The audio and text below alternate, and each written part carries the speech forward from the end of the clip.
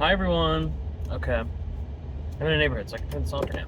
All right, so I just watched a new movie today, and I went to go see one of my most anticipated movies of the year, a new movie, yesterday for my birthday. My birthday isn't for like 2 weeks, but I celebrated my birthday party early because I knew the week of my actual birthday, that whole week and weekend. Either the week I'd be working, and I didn't want to celebrate my birthday on a day I was working because my birthday's October 23rd, so I know I'm working that day.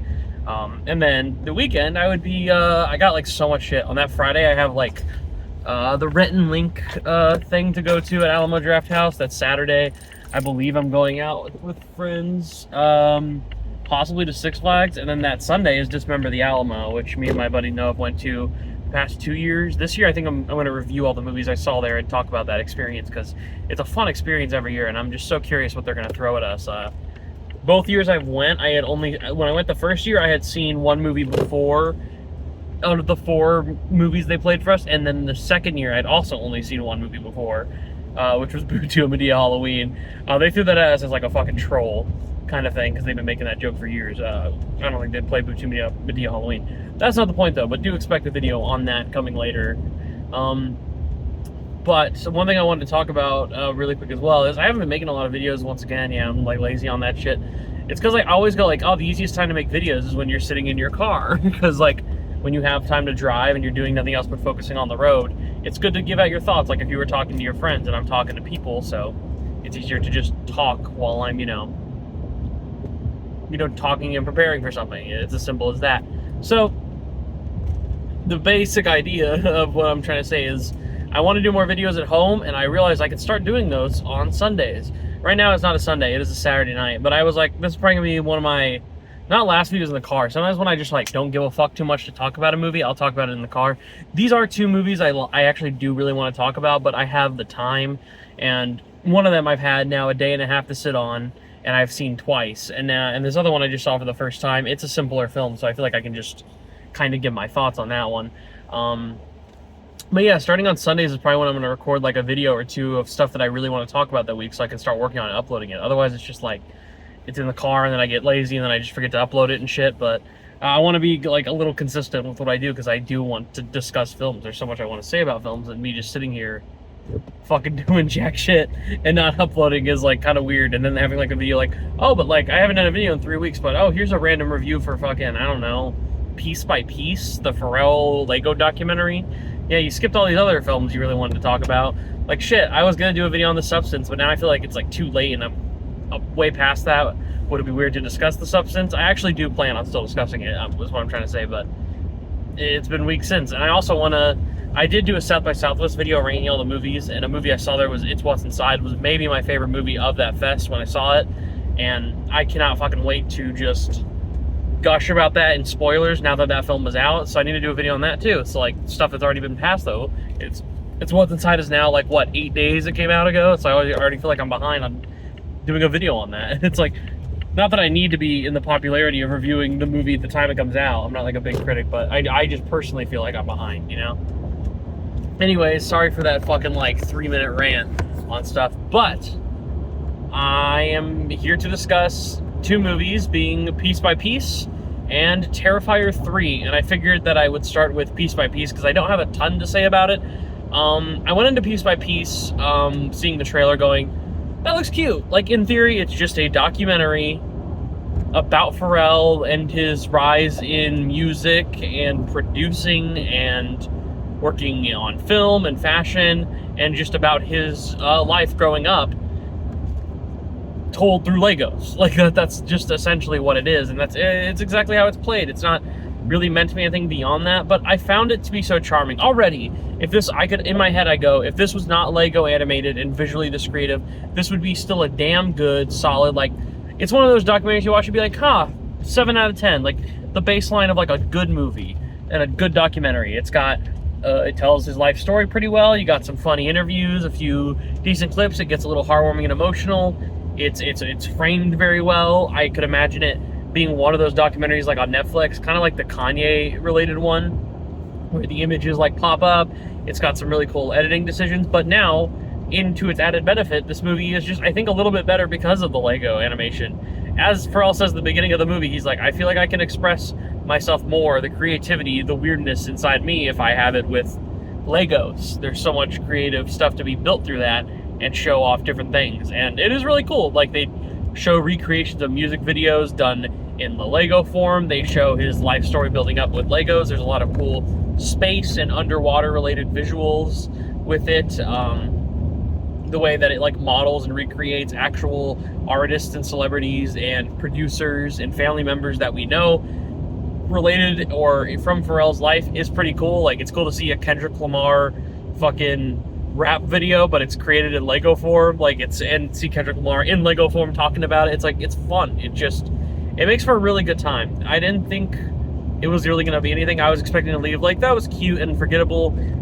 Like, because I was expecting like the most baseline weak documentary, but it was a good documentary with a really fun visual layer. Like, honestly, you could just watch this film for the visuals and have it on as background eyes and look over and be like, oh, that looks cool, and then turn it off. It's just such a charming little film. And it was me and my friend going, and you would think like, okay, even though it's in Lego form, the people this is going to appeal to are going to be probably like 14 or 15 to older.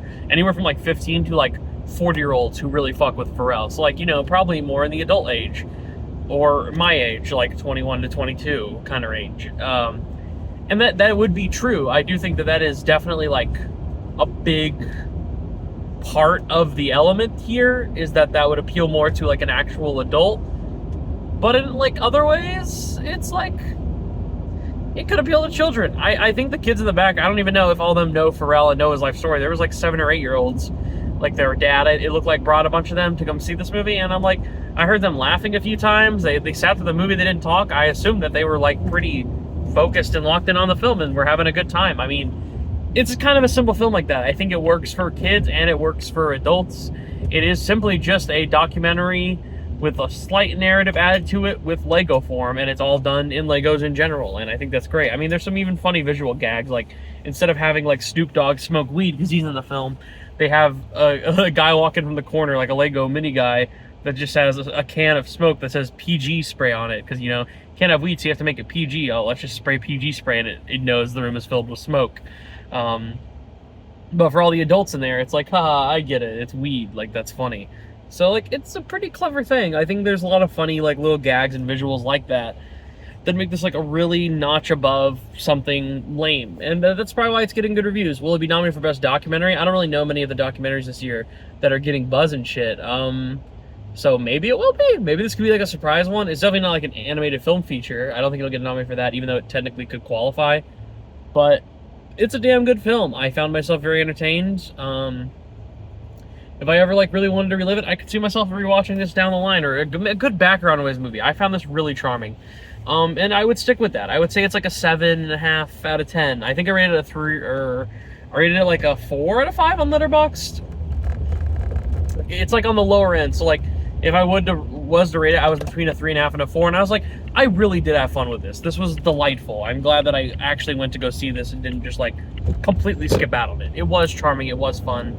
And I would recommend it. So if you have a chance to see it, it looks like it's, like, not getting a lot of buzz, because, I mean, the movies that people are going to see for kids movies, I feel like, are more Wild Robot and Transformers 1, or even people getting ready for Halloween time, taking their families for Beetlejuice 2. And if you're an adult, it seems like every motherfucker's going to see right now Terrifier 3, which is the next film I'm talking about. First of all, I want to do a video on the whole franchise and just talk about how it's grown, because it's so fascinating how it's grown with me and how it's just grown in general. To me, when I first saw the first Terrifier, I think I was like 14 or 15. I saw it in 2017, sometime early 2017, I want to say, a few months after it came out, because I think it came out in like late 2016, and I had heard buzz on it, and I was like, oh, I was into horror, and I was like ready for some more slashers. I had already seen all like the Friday the 13th by that age, and I was like, let me check this out. And I remember being like disturbed by some parts, like so violent and crazy. But for the most part, just off the top of my head, I was like, I don't really feel like there's anything that special about this. I never really fucked with it. And then I didn't rewatch it until a week before I went to go see Terrifier 2 at the time. And I was like, am I even excited for this film? I hear it's getting better reviews and more people are talking about it being like an impressive like jump up. But I wasn't really there in my mindset like to go see it. And then me and my friends saw it and we were like, holy shit, that was like one of the best. I still think to this day, Terrifier 2 has one of the best theatrical experiences I've ever had. It was a crowd that was quiet the whole time, but when they were meant to laugh, meant to freak out, meant to go, holy shit, they did it right at those moments, and it fit in so well, because I was in that same mood. I was like, what the fuck? I was not expecting this. I knew it'd be violent, but I wasn't expecting how violent. I knew it might be, like, entertaining in parts, but I didn't think it'd be that entertaining, and I didn't know we'd be introduced to a growing, amazing horror icon in Art the Clown, who continues to get funnier and more interesting, and David Howard Thornton's, you know, just fucking performance comes out even more and more. And then we got an actually great final girl, like, who was pretty well developed, and two, who now has this trauma edged her because she dealt with this attack 5 years ago. So Terrifier 3, as I'm mentioning, takes place 5 years into the future from Terrifier 2. And basically, we know that Lauren Rivera, who plays Sienna, has been in kind of a mental health facility to, you know, just better herself, because, you know, she's dealing with visions of her friends who were killed in the previous film, and just kind of relishing in the fact that, like, she has no other family members really alive in her main family. Her dad had passed away in the past, and he had seen visions and kind of imagined her as this warrior who was meant to fight Art the Clown. And we dive a little bit into that lore more in this one, because it was so minimally explained in, like, basic ideas in part 2. They don't dive into it a ton, but I think the lore building is enough, and hopefully 4 is like the one that's just like, all right, this is it laid out, and this is how it's going to end, and it's like an epic finale, because that's what it really needs to do.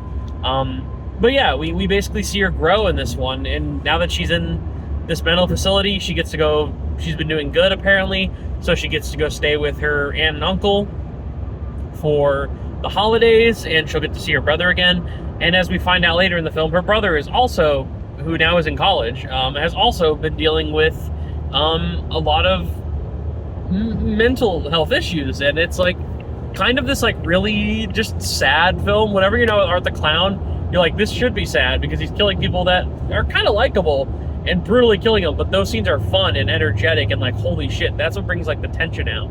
And then afterwards you just go to these scenes that you're like, this is like a really emotional film. Like, the Sienna character is even more likable here. And again, I know I heard people online say like, it's a fun movie, but it is a lot of B-movie acting. Like, no one's really that good in it except Art the Clown. I think we're skipping over Sienna Shaw here. I think Lauren Rivera as her is actually giving a fucking great performance. I think she's fantastic. She actually, multiple points in the movie, like, had me like kind of tearing up. I was like, I didn't like expect to like feel so attached to the character.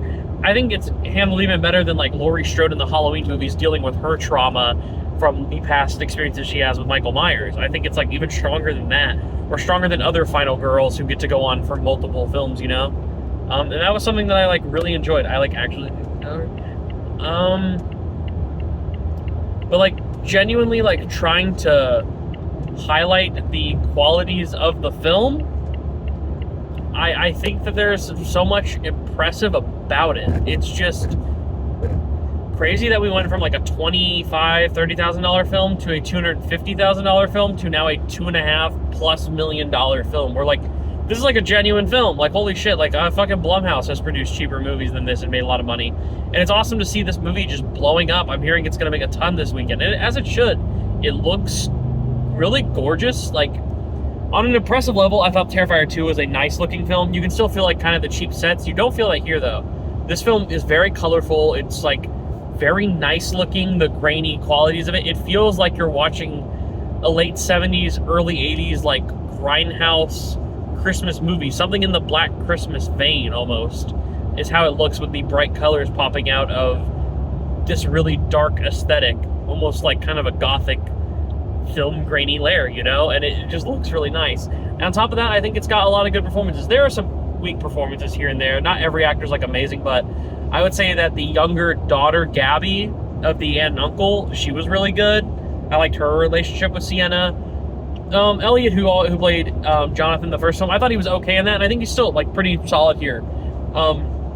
He's in this one less than he is, I would say, in the second one, but he's still like good for what he has to do. Art the Clown is fucking great.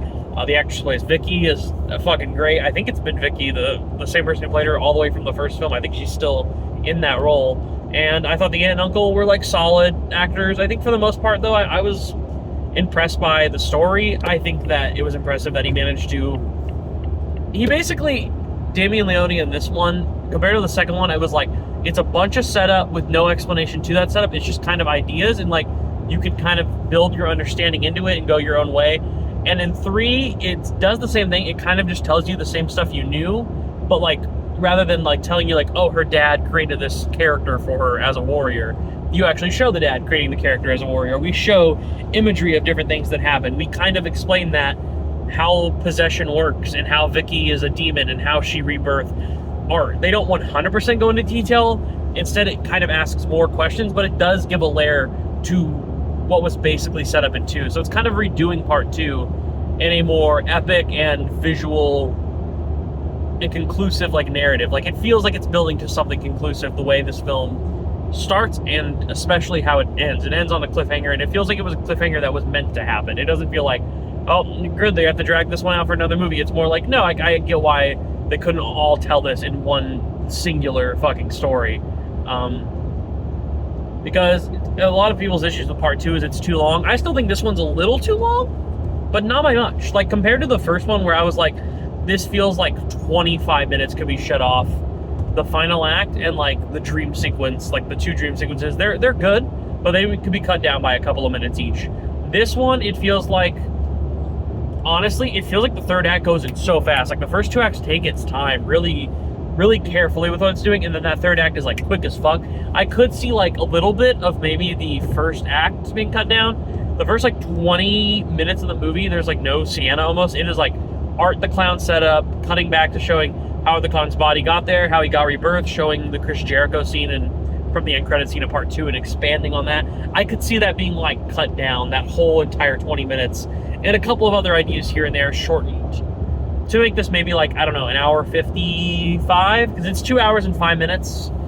That is with credits, to be fair, but compared to the 2 hours and 20 minutes of the last film, you feel the 15 minutes that was cut off, and I do think that this is just a better paced narrative film overall. And I did very much enjoy it. I think that it's well shot. I like the score. I like the characters. And if you're sadistic as fuck, the kills and shit are going to be really fun for you. But I guess a fair warning, and I think that's been discussed, that everyone knows this is kind of in the film. It's been hinted at that, like, oh, they might kill children in this film. And I just want to say for the people who are worried about that, that is true. Children are killed in this film. It's not like a big spoiler. But what it is instead of like showing the full-on butchering happen to a child, you hear the kill happen. Like you usually hear it by sound, and then it cuts away, and then like a bit later or a few seconds later, it'll show like the remedies of that, like the body parts or like the effect that had on the people around them. It doesn't directly like show the children getting tortured on screen. So, which I think is like drawing the line perfectly right there. Like it doesn't. Like, if it genuinely showed, like, these kids getting butchered, even I would have been like, fuck, dude, this is, like, a bit ridiculous. Because I was already uncomfortable by the kids dying. Like, it actually felt emotional and tense. That's why when you watch that opening scene, it's like, Art the Clown isn't funny in this opening scene. When he kills some adults, you kind of have fun with it, because there's this goofy, mean-spirited energy, the way the movie's playing it. But that opening scene, I was like, this is, like, genuinely intense. Like, I found myself, like, actually, like, uncomfortable and kind of creeped out by Art the Clown. And it lets you know that at any moment, he could just snap and do something way more fucked up than in your head you go like, oh, I mean, Michael Myers doesn't kill that baby in the Halloween 2018. Oh, Freddy Krueger, he doesn't kill like 5-year-olds or some shit. Like, we don't see this happen. So, like, you know, it's not gonna be that bad. Like, you genuinely, like, the way that the opening sequence in this family's house ends with him dressed as Santa Claus, the final shot of him, like, without spoiling it, the final shot of that sequence, I was like, I actually, like, almost got sad. I was like, oh, man, this is, like, actually kind of fucking terrifying, you know? Like, a terrible situation. And I was like, so this manages to build horror actually pretty decently. It still is that splatter fest. It's not full-on torture porn yet, but it has that balance for the torture porn fans that they can edge right to it. You know, it's going to be kind of perfect for them. The kills are great. It has fun with it. There's, like, a little jingle about how Art the Clown is... it's a Terrifier Christmas, and it talks about how, like, Art the Clown's gonna, you know, get his new big kill, and that's gonna be the new iconic kill. It tops the chainsaw, or the saw scene from the first and the bedroom scene from the second. I will say the chainsaw kill, I don't know if it tops. I think it's a more fun kill, because it's so, like, rampant. It has that really goofy music playing, and Art the Clown is just so funny in the scene. as compared to Terrifier like 1 and 2, when those two kills that you know are the iconic kills, those movies that are fucked up happen, you just go like, oh, these are fucked up. Like this one though is more fun, but I don't know if it matches the brutality and uncomfortableness of those kills that I'm referring to. But there's some iconic kills in here. I mean, I think in every Terrifier film, with how good the practical effects are and with Damien Leone's like fucking batshit mind, I think it's to be expected. We could just expect way more crazy kills to happen from this. It's kind of funny. I've been seeing Damien Leone in like a lot of interviews. I saw him on like actual news junket interviews, and then I saw him interviewed by Sean Chandler, and who else did I just watch interview him? Oh, Dead Meat, because I love James A. Janice and Dead Meat, and just fucking Damien Leone. You would think he's like a little like deep and creepy-ish of a guy, but like has like a fun edge to him. Like no, he just seems like the nicest fucking guy ever. Like he's like, yeah man, I love the Lost Boys. What the fuck is up? Like but he seems like so chill, and he like really cares about filmmaking and what he's doing and building a story. It feels like he's truly passionate about it, and like isn't just the psycho fucked up guy who's like, you know, we need to fucking rip their insides out and cut his fucking dick off and show him. Like, yeah, he's not like creepy and fucked up in that way. It almost comes off like he comes off like a really nice version of like Tarantino, where he's not like a little sarcastic and overly energetic and kind of creepy. I think Damien Leone comes off really nice. So when you watch this kind of film, you're like, what the fuck is going on in his head? It makes him it's kind of weirder. But I did have a blast with this film. Like seriously, it's probably my favorite of the three. I love the Christmas aesthetic. I can't wait to like, I'm sure this is going to be out like streaming early December, and then maybe it'll get its physical release by the end. And this is that film where I'm like, I can't wait to have this shit on like a fucking 4K or 4K steelbook and just pop this in for the holidays. You know, it's kind of joyful and kind of absolutely awful. But it was really good for what it was. This kind of film, for what it's doing, I think it's mad impressive. It's like currently, out of like the 85, 86 movies I've seen this year, I think I have it like right now in like, I think my number 15 spot. I really enjoyed this movie, guys. Like, piece by piece, I also gave a 4 out of 5. I would give this also a 4 out of 5, but a stronger 4 out of 5. And I do think it's also a film just a little bit more up my alley. And yeah, I found it really enjoyable. If you guys have the chance to see Terrifier 3, it seems like a lot of people are going to see it right now, because I'm hearing it's gonna not. I heard someone online, I think Angry Joe was like talking about how he goes, I hear it's gonna make more than Joker. Like he goes, which all it has to do is really make like above like 40 million opening week. I'm like, okay, I think he's hearing you wrong. I think he needs to know that it's gonna make more than Joker this weekend. But just in general, Joker's gonna be a film that is not successful and bombs in its box office run, and Terrifier 3 is gonna be a film that, on a $2.5 million budget, right now, just based on how it's sounding worldwide, I think this could make like 50 million. Like, I could be in the wrong, but like, it feels like Terrifier's an independent franchise, because it's an independent horror film. This doesn't have Universal or someone behind it, because this film otherwise would not be put in theaters. This film is not rated, because genuinely, if it were rated by the MPA, it'd probably be like one of the hardest NC-17s you could go fucking play. It would be NC-17, no doubt. But it's just kind of fucking crazy to think like, man, this is like where we are. It's awesome that a film like this could just make fucking bank, and it's because it has, one, a horror icon at the front of it. It's had some decently fun marketing that's not too out there, but enough for people to notice it. And the last film had built the same buzz off of its marketing and people are throwing up in the theaters and shit. But it's also a good way to get people to go watch a damn good splatterfest horror flick in theaters right now. And I don't think we're going to get that often. So it's kind of awesome that we have it here now. And yeah, I think that's kind of something special to say about a fucked up film like this. I'm glad it's going to make more than Joker 2. I didn't review Joker 2, I don't think. Oh, should I get my thoughts on Joker 2? Look, I don't think it's like a 0 out of 10 film and people being like, I walked out. This is one of the worst fucking things I've ever seen. It's not that. It's like, it's a messy ass film that just comes off as kind of pointless. I respect the risks it takes, and I liked ideas of it. I think it's just like a bit below average with how kind of weak and chaotic it ends up feeling. It did not work for me. And I was really hoping it would, because I love Lady Gaga, and I was like, maybe this will be better than the original, because I don't love the original Joker. I think it's like a 6.5 out of 10. It's pretty solid. It's not like a great film overall, but I think Joaquin Phoenix's performance and a few of the key sequences, especially in that third act, are pretty great in that film. I think the first two acts are the weak part of that film. While this film, I was like, the first act, I was kind of interested in where it was going, because I didn't know how this film was going to play out. and then it just kept going, and I was like, oh fuck, Joker 2, man. So I think I ended up giving it like what did I rate on Letterboxd? I think I give it like a 2 on Letterboxd. I'm between like a 2 and 2.5. That's kind of where I felt. I was like, it's below average, but I don't like absolutely hate it. I just think it's pretty damn bad, and I would not recommend people checking it out. But I mean, some people are seeming to like it, but most people aren't. And both critically and audience-wise. So it's not just like the audiences are hating it because they don't get it kind of thing. Like, it's a pretty simple film to get. It just, I don't think it's executed very well. But yeah, the clown that we're rooting for is fucking Art right now. Sorry, Joker. Who's not really Joker anymore by the end of that film, so it doesn't really matter. Yeah. So let's say that 8 out of 10 for Piece by Piece, 8 out of 10 for Terrifier 3, and then a solid like 4 out of 10 for fucking Joker, whatever. I'm home now. So videos coming up soon. I'm gonna be discussing. I'm gonna see The Apprentice and Saturday Night tomorrow, so hopefully I can discuss those.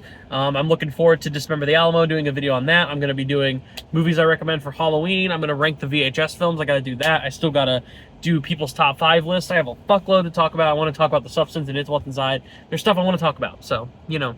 But that was it for now. See you next time. Bye!